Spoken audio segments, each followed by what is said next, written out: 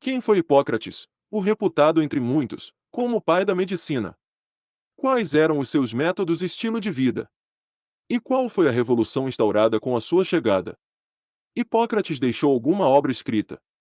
Quais eram os seus principais ensinamentos e como toda essa história pode repercutir até os dias atuais, influenciando valores éticos da profissão, em especial, com o ilustríssimo juramento de Hipócrates?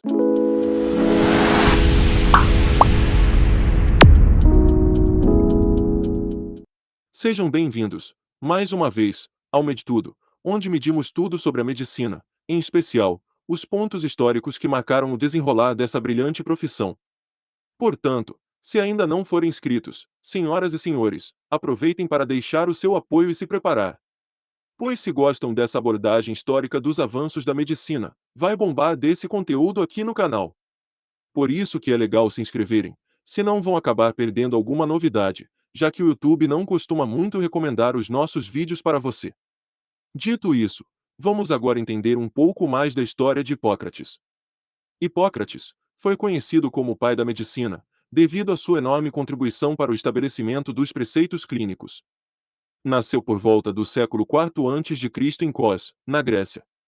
Estando, inclusive, dentre brilhantes pensadores que se estabeleceram no mesmo período, como Demócrito, o pensador da teoria atômica, Sócrates e Aristóteles, e estes, certeza que vocês já conhecem. Mas, o interessante é que, embora Hipócrates seja considerado o pai da medicina, ele não foi o primeiro a praticá-la durante a história da humanidade. Afinal, fora atribuído a Imhotei, um médico egípcio, o título de pioneiro da profissão. Contudo, foi o Hipócrates que moldou a medicina como a conhecemos hoje, isto é, se tornou um verdadeiro divisor de águas na história da medicina. Isso porque antes de seus escritos, os médicos não conseguiam dissociar o conceito de doença do mágico fantasioso. Em outras palavras, uma convulsão, por exemplo, era taxada como uma possessão demoníaca, já que o desconhecimento dos processos fisiopatológicos levava esses médicos a atribuírem como causa entidades externas e divindades. Ainda bem gente que surgiu Hipócrates, não é mesmo?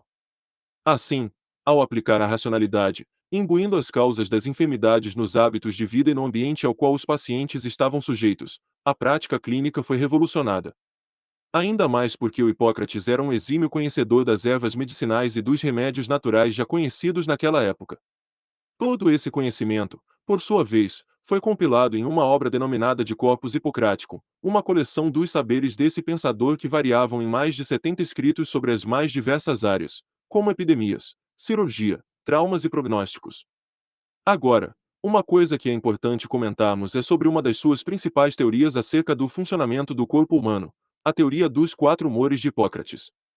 Gente, presta atenção, humores, nessa teoria, significam quais são os líquidos do corpo e como a sua variação, no quesito de quantidade e qualidade, se relacionava com o aparecimento de doenças. Dentre os quatro, haviam o sangue, a flegma, a bile amarela e a bile negra. Desse modo, se houvesse a diminuição do volume de sangue, por exemplo, sucederia uma doença relacionada ao cansaço e à palidez. Uma curiosidade de tal processo é que a teoria dos quatro humores perdurou durante muito tempo no conhecimento médico, sendo refutada apenas após a Baixa Idade Média. Por fim, é relevante apontarmos o juramento de Hipócrates, que foi um texto legado do pensador que, até os dias de hoje, tornou-se um guia para a ética médica, sendo usado como norteador da profissão por diversos conselhos de medicina ao redor do mundo, inclusive, tornando-se um rito de formatura dos médicos brasileiros que proferem tal juramento ao receberem o diploma. Por isso, vamos conferir agora qual é o seu conteúdo e qual a sua importância, conforme as palavras do próprio Hipócrates. Eu juro, por Apolo, médico, por Esculápio, Higeia e Panaceia e por todos os deuses e deusas, a quem conclamo como minhas testemunhas, juro cumprir, segundo o meu poder e minha razão, a promessa que se segue, estimar, tanto quanto a meus pais, aquele que me ensinou esta arte, fazer vida comum, e se necessário for, com ele partilhar meus bens, ter seus filhos por meus próprios irmãos, ensinar-lhes esta arte, se eles tiverem necessidade de aprendê-la, sem remuneração e nem compromisso escrito, fazer participar dos preceitos, das lições e de todo o resto do ensino, meus filhos, os de meu mestre e os discípulos inscritos segundo os regulamentos da profissão, porém, só a estes. Até aqui, percebemos como é antiga a relação do ensino da medicina e o tamanho do respeito que os alunos devem prestar aos seus mestres. Continuando o juramento. Aplicarei os regimes para o bem do doente segundo meu poder e entendimento, nunca para causar dano ou mal a alguém. A ninguém darei por comprazer, nem remédio mortal nem um conselho que induza à perda.